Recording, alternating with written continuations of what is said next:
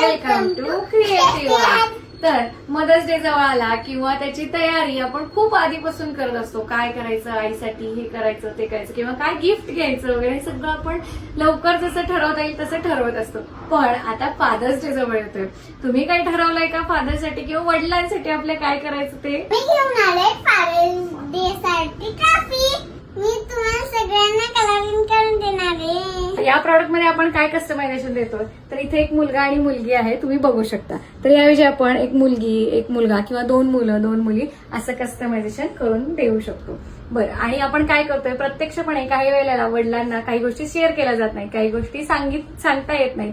तर आपण काय करणार आहोत, यासोबतच एक पत्र असं आपण देणार आहोत. तुम्हाला जर त्या पत्रामध्ये काही ऍड करायचं असेल तुमच्याकडून, तर आपण खास ते हँड रिटन करून देणार आहोत. तुम्हाला जर तेच नको असेल तर आपण ते स्किप पण करू शकतो, पण ह्यासोबतच आपण पत्र पण एक ऍड करणार आहोत. तुम्हाला जर असं कस्टमायझेशन करून हवं असेल ट्रॉफीमध्ये, तर आम्हाला इंस्टाग्रामवर डायरेक्ट कॉन्टॅक्ट करू शकता किंवा व्हॉट्सअपचा नंबर दिलेला आहे त्यावर पण तुम्ही डायरेक्ट कॉन्टॅक्ट करू शकता.